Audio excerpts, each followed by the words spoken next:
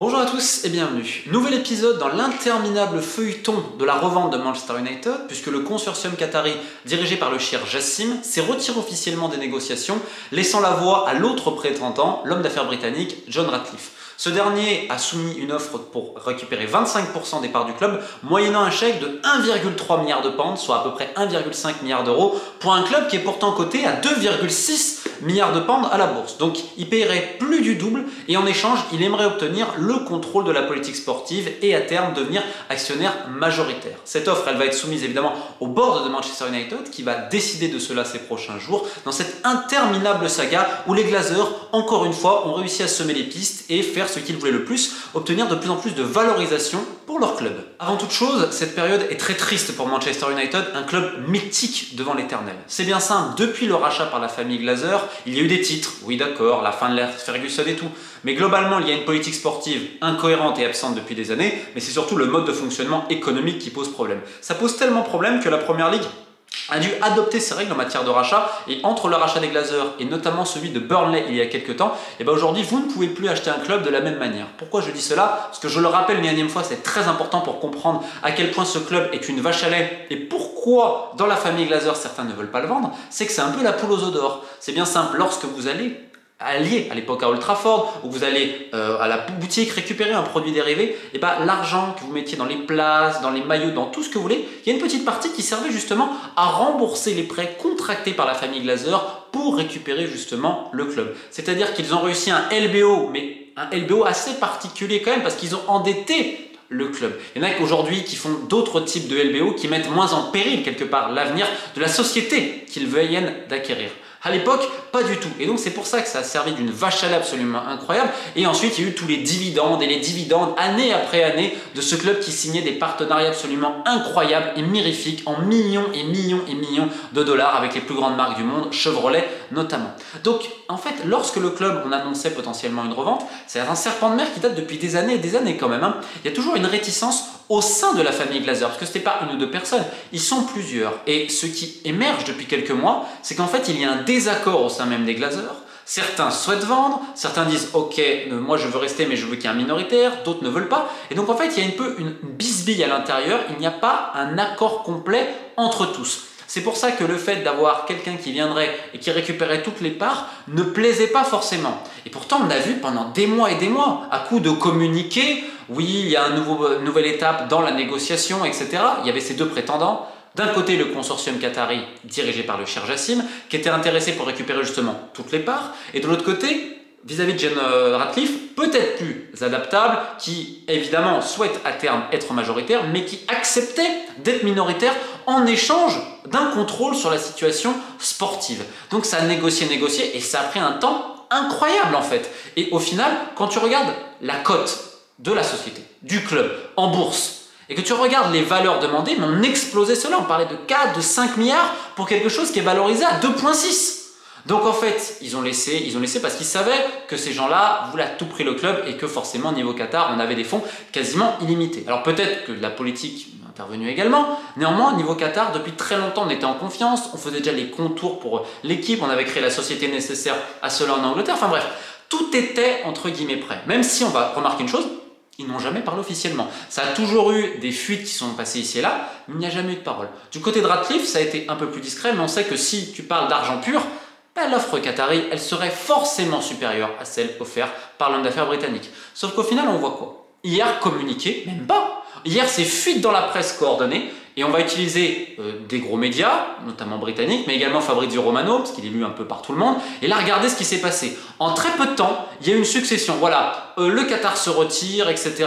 On ne comprend pas. Et là, en fait, on va te donner tous les détails, tout l'argent qu'on voulait mettre, et quelque part, on voulait faire rêver les fans. Et là, il n'y a pas d'autre mot. Les réactions, en effet, sont très énervées, parce que déjà, il y a l'énervement des fans, l'aigreur vis-à-vis de la gestion des Glazers, au niveau sportif, au niveau financier, etc. Donc ça, on le comprend, il y a un désamour logique de la famille propriétaire depuis très longtemps. Donc on va capitaliser dessus en se disant mais regardez, ils veulent encore rester, etc. Ça pose problème. De l'autre côté, tu fais rêver les fans, tu parles d'énormes investissements, de remettre le club au top, etc. et tout. Donc en fait, quelque part, les fuites organisées par le camp de Shir Jassim, elles sont très pratiques pour énerver les fans et mettre davantage de pression sur les Glazers au cas où il y aurait un énième volte-face, parce que attention, on n'est pas à l'abri d'un énième retournement de situation. Donc du côté qatari, c'est ça. Et regardez à quel point médiatiquement c'est tout ordonné. D'un coup, ce qui fait que ça génère des réactions négatives vis-à-vis des Glazers, mais positives vis-à-vis du consortium qatari qui voulait le club. Donc si jamais en plus ils seraient intéressés par un autre club, et bien forcément ils peuvent construire à partir de là. De l'autre côté, on a avec Ratcliffe, pareil, on voit d'autres choses. Là on parle de ces 25% et ensuite de gérer donc, la situation sportive si le board accepte cette offre. Sauf qu'il y a une première question qui va se poser. Ineos dans le football, c'est un désastre. On va être très honnête. Nice, c'est une catastrophe. Quand tu vois ce qui se passe, les transferts et tout, alors je sais pas s'ils sont bêtes ou stupides ou s'ils aiment se faire voler, mais Ratcliffe il s'est fait voler sur des transferts. Le mec il a rien dit. Alors je sais pas s'ils sont frères, je sais pas, mais en tout cas Nice, terme sportif, quand tu vois les investissements, c'est honteux. Alors que c'était le projet le plus ambitieux de France après le Paris Saint-Germain. C'est honteux ce qui s'est passé à Nice depuis la prise de contrôle d'Ineos. À Lausanne, il y a eu énormément de micmac et de problèmes. Le micmac, il n'est pas créé par Ratcliffe, il est créé par des gens en dessous qui doivent se gaver, qui lui disent « T'inquiète pas, je gère ». Parce que comme tout bon milliardaire qui arrive dans le milieu du foot, c'est un pigeon à plumer. Et visiblement, on a tellement d'ego dans la famille qu'on ne veut pas admettre qu'on se fait plumer. Regardez les résultats de vos clubs et dites-moi si c'est rassurant. Donc ils arrivent à United, où là pareil, les agents, les copains et tout, ça y va. Et qui paye encore cette situation-là? C'est les fans, hein. Les fans qui sont pris pour des cons United depuis des années et à Nice depuis l'arrivée d'Ineos. Et encore une fois, les propriétaires et les fans, là je les mets dans le même bateau. Parce qu'il y a des gens autour qui en profitent allègrement. Donc je retourne sur United. C'est pas tellement rassurant que Ineos gère, à moins qu'Ineos mette un coup de balai et fasse réellement le boulot en vérifiant ce qui se passe. Mais d'un autre côté, vous allez me dire, la politique sportive sous les Glazers, elle est quand même cacophonique, tous ces changements, etc. Là, on donne pleine responsabilité aux coachs et tout. Néanmoins, on voit que c'est plus l'entièreté du club qu'il faudrait, au niveau un changement, insuffler quelque chose vis-à-vis de la direction. Aujourd'hui, vous avez une direction complètement absente, un coach à qui on a donné plein de pouvoir et tout, mais globalement, oui, tu as quelques résultats, mais est-ce que ça fait rêver? Est-ce qu'aujourd'hui, l'effectif, est-ce que vous voyez, est-ce qu'on voit une véritable évolution positive? Alors, attention, ça peut difficilement être pire que la gestion Woodward, sportivement, on est d'accord.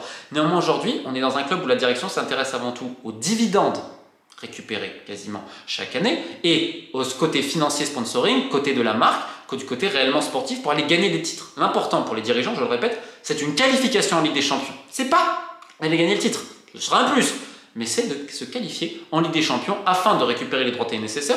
On doit toujours être très performant en termes de contrat sponsoring. Donc en effet, tu as un club mythique qui a fait ses beaux jours de par des succès sportifs. On le rappelle, les Busby, les Ferguson. Enfin, vous connaissez la glorieuse histoire de Manchester United. Aujourd'hui, on est aux antipodes de l'essence même des Red Devils. Donc l'arrivée d'Ineos, pour le coup, il y a quand même un côté positif.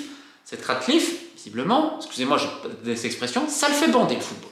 Donc il a envie de gagner, que ce soit à Nice ou ailleurs. Et on imagine qu'il est énervé. Là, Manchester United, club mythique, on ne doute pas de la bonne volonté d'en haut. Maintenant, il va falloir mettre les bons exécutants. Parce qu'on le rappelle, Ineos, c'est pas forcément ça. Et deuxième point, il va falloir que le board de Manchester United accepte cette offre-là. Et surtout de laisser une partie du contrôle sportif et en même temps avoir un plan concret pour voir quand Ratcliffe pourrait être actionnaire majoritaire. Et là va se poser une autre question. Est-ce que Ratcliffe aura tout l'argent nécessaire pour devenir actionnaire majoritaire, sachant qu'il paye 1,3 milliard de pounds pour 25% du club? C'est-à-dire qu'on valorise le club aujourd'hui à plus de 5 milliards de pounds, plus du double de ce qu'il est coté en bourse. Ce qui est quand même une opération incroyable encore pour les Glazers qui ont fait, on le répète, le casse du siècle à l'époque en récupérant les Red Devils. Donc la suite dans les prochains jours, mais il y a un autre point très important à noter. Quid de Nice? Parce que ça fait un moment que Ratcliffe cherche à se séparer de Nice, alors pour un minoritaire ou un majoritaire. Mais le club a été proposé notamment en Arabie Saoudite depuis quelques temps. Tout le monde est un petit peu au courant.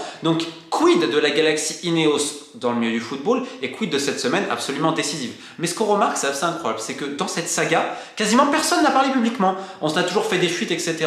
Là d'un côté, flanc qatari, allez boum, on fait fuiter ça, on fait rêver les gens comme pas possible. Ça rajoute une énorme pression sur les Glazers, mais qui ont l'air complètement insensibles à cela et eux, ils ont leur plan. Pourquoi? Parce qu'à l'intérieur même de la famille, compagnie, il y avait des visions contraires et antagonistes vis-à-vis de l'avenir de ce club-là. Pour certains, il ne faut surtout pas vendre parce qu'on pourra encore continuer à traire et ils estiment que la valeur va encore augmenter. Pour d'autres, il fallait un minoritaire, pour d'autres, il fallait vendre complètement. Donc en fait, c'est toute cette brouille-là, cette incertitude et le fait que les Glazers et Manchester United, ça n'avance pas d'un seul homme, ça avance de plusieurs hommes qui ont des ambitions complètement différentes et surtout très éloignées du secteur sportif. Donc voilà, on souhaite bien du courage aux fans des Red Devils qui en méritent et de tant d'autres clubs parce que ces propriétaires-là, malheureusement, c'est la lie du football. Bref, keep the faith et à très vite sur la chaîne.